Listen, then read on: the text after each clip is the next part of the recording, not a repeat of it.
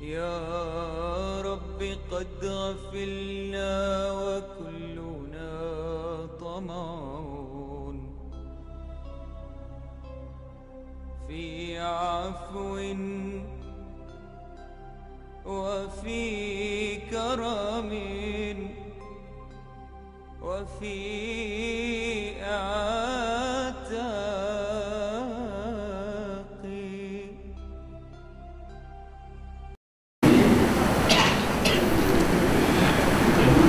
Bismillahirrahmanirrahim.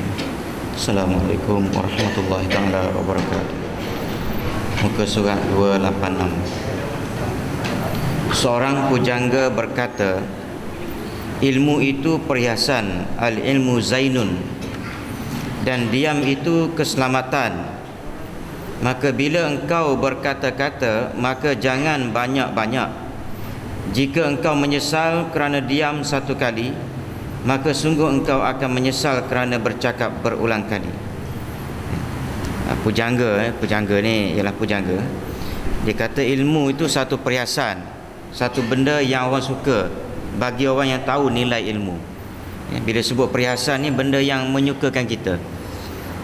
Emas, perak adalah merupakan perhiasan bagi orang perempuan.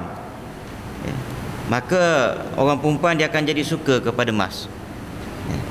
Maka begitu juga manusia ni, sebenarnya apabila dia sentiasa berada dalam majlis ilmu, dia akan jadi suka, hati dia tenang sentiasa. Kalau hati dia tidak tenang dengan majlis ilmu, mesti di situ ada yang tak kena, ada yang short. Dan dia kata diam itu selamat, diam itu lebih selamat daripada banyak berkata-kata. Itulah maksud dia. Di lain riwayat, Luqman sabar tidak bertanya itu hingga 1 tahun lamanya. Luqmanul Hakim, dia sabar, dia tak tanya apa, dia tak bercakap apa setahun. Sebab apa dia? Dia nak mengelakkan daripada banyak bercakap. Seorang pujangga berkata, yang bermaksud, jangan mengucapkan apa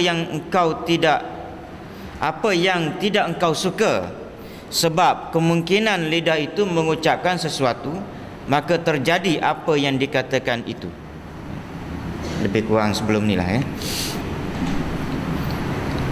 Humaid bin Abbas berkata, yang bermaksud, demi sesungguhnya tiada sesuatu yang saya ketahui tempatnya sangat layak untuk dipenjara seperti lidah yang sangat lemas. Tak ada benda yang patut dipenjarakan, dia kata lidah. Pasal apa nak penjara? Sebab banyak menimbulkan fitnah.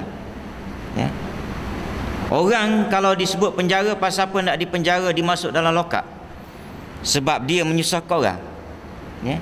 Sama ada dia tu kerana bunuh orang ke, tuduh orang ke, ataupun nak rogol orang ke, apa semua, masuk dalam lokap, masuk dalam penjara. Sebab benda yang menyusahkan orang, penjara. Baik, begitu juga dengan lidah ni. Lidah ni menyusahkan orang. Kalau tak pandai kontrol, macam kita lah, diri kita ataupun diri seseorang, kalau dia tak boleh diri dia kontrol diri dia sendiri sampai menyusahkan orang lain, penjaralah tempat dia.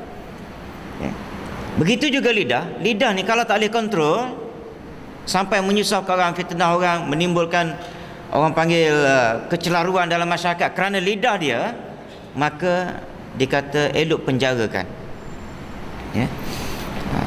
Tiada satu yang saya ketahui tempatnya sangat layak untuk dipenjara seperti lidah. Yang ada di mulutmu engkau penjara dari segala yang bukan kepentinganmu dengan kunci yang kuat. Sebab ada kalanya kalimat itu keluar dari seorang kerana bercanda. Bercanda ni apa benda tak? Kerana tetapi membawa panah yang menyebabkan mati dengan segera. Kalau di negara Arab, di negara Arab, orang Arab ni kalau dia perang kadang-kadang dia start dengan syair dia. Lidah orang Arab ni cukup tajam, dan bertambah tajam apabila dia bersyair. Sebab tu dia kadang-kadang dia nak perang tu dia start dengan syair dulu. Berlawan dengan syair. Padan dengan syair saja boleh mengalahkan orang kadang-kadang. Melemahkan semangat lawan dia. Itu kehebatan orang Arab lah. Dan diam itu tetap lebih baik dari kalimat yang bergurau. Bergurau saya dah sentuh dah sebelum ni. Bergurau bagus, ya, untuk nak menenangkan jiwa kita. Tetapi banyak sangat kadang-kadang dia boleh menyebabkan, dipanggil dalam bab agama ni ada satu benda lagi yang disentuh dikaitkan dengan gurau ni. Dia kata dia hilang haibat, ya. Suami kalau banyak bergurau dengan isteri, hilang haibat suami. Ayah banyak sangat bergurau dengan anak, hilang haibat dia. Pengetua, cikgu banyak sangat bergurau dengan anak murid dia, hilang haibat dia, ya, hilang kehebatan. Tapi sekali-sekala dia akan dijadi manusia yang disayangi. Saya sekala je bergurau. Maka jadilah engkau seorang pendiam supaya selamat, dan bila berkata maka harus adil. Dan jangan ceroboh terhadap kawan. Bila engkau membenci maka sedang-sedang saja, ya.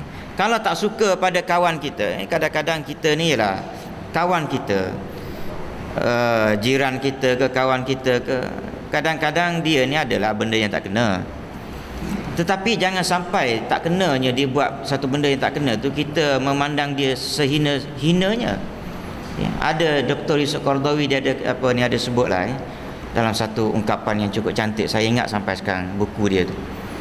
Dia kata jangan pandang orang yang baik itu sebaik malaikat, dan jangan memandang orang yang jahat itu sejahat syaitan. Pandai-pandai aja. Kita kadang-kadang tengok orang tu mentang-mentang jahat sikit, kadang-kadang tak kena angin kita sikit dah pandang dia jahat, kan? Pandang jahat terus sampai seolah-olah tak ada kebaikan pada dia. Tak kira lah sama ada kawan kita ke, suami kita ke, isteri kita ke, anak kita ke, kan? Kadang-kadang anak ramai, adalah seorang dua yang jenis tak apa, orang panggil ialah tak apa betul sikit, menyusah kita ke, kita pandang buruk dia terus. Anak lain tu ada 2, 3, 4 orang lain tu menjadi sikit, ya, orang panggil menjadi orang. Maka dia tu kita pandang dia bagaikan malaikat. Hak jahat ni bagaikan syaitan. Kadang-kadang tuan-tuan, hak ni lah kadang-kadang hak tak menjadi orang tu, bila kita tua besok dia lah jaga kita. Cuba perhati, saya duk perhati benda ni. Yang kita pandang dia hina kerana dia belajar mungkin tak menjadi, maka hak ni lah, hak buruk tu lah yang akan jaga kita bila kita tua besok. Itu kena ingat tu. Orang pun lagu tu juga. Kadang-kadang Tuhan nak ajar kita tu, orang yang kita benci itulah kadang-kadang menolong kita, ya. Jadi kena ingat tu. Sebab engkau tidak mengetahui bilakah engkau akan membenci kekasihmu. Tengok cantik dia punya ungkapan dia. Yang kamu duk sayang sangat, duk puja dia, duk pandang dia bagai malaikat tu, kamu tak tahu entah bila satu ketika nanti kamu akan benci dia. Mungkin terdedah perangai buruk dia, ya. Jadi sebab tu dia kata sedang-sedang, ya. Sedang-sedang, jangan lebih, jangan kurang, ya. Atau sayang pada yang engkau benci. Hak kamu benci tu ada kalanya engkau akan sayang ke dia. Kerana apa? Dia menolong kamu, ada manfaat. Sebab sifat kita sayang ke dia tu sebab ada benda yang kita nak daripada dia, ataupun ada benda yang dia buat pada kita tu yang menyebabkan kita suka, ya. Mungkin anak-anak yang apa ni orang panggil, kalau dalam konteks anak lah, ya, yang orang panggil tak apa nak menjadi orang, mengaji tak menjadi tu, bila tua besok barulah berasa sayang. Rupa-rupanya hak jadi orang tu semua tak jadi orang sekarang, kan? Bila aku sakit ni, anak hak tak jadi ni telefon pun tak balik. Tuan-tuan, saya jumpa tu orang macam tu tu. Mak dia cerita, ya. Mak dia cerita, maknanya dia ialah mak dia cerita. Dia kata hak ni lah, dia kata hak jaga dia, hak jadi orang tu ialah bila kita sakit, macam orang panggil bagaikan nak mati. Ialah maknanya kita pun tak tahu anak yang jaga kita tu telefon ngedak, cuma bila dah segar tanya, kan, tak beritahu ke masa aku sakit, maknanya apa ni kepada adik ke abang yang maknanya duduk jauh-jauh. Dia kata beritahu tapi dah tak balik. Itulah dia, kan? Anak yang kita sanjung tu kerana jadi orang. Jadi orang pasal apa? Dia mengaji tinggi.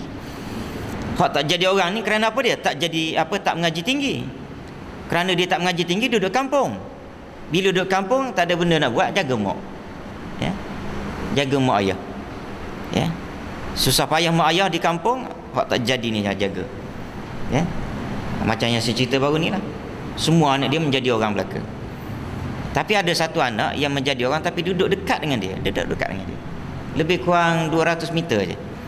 Tapi tak, dia kata tak mari, macam hok duduk jauh juga dia, tak mari jenguk dia. Duduk seorang orang tua. Baik. Kerana itu hendaknya engkau berakal. Wallahu a'lam. Bismillahirrahmanirrahim. Alhamdulillah. Wassalatu wassalamu ala asyrafil anbiya. Allahumma ighfir lana dhunubana wa liwalidina warhamhum wa li jami'il muslimina wal muslimat al ahya minhum wal amwat. Allahumma ja'alna minal ladzina yastami'una al-qawla fayattabi'una ahsana. Sallallahu ala Muhammad. Alhamdulillah.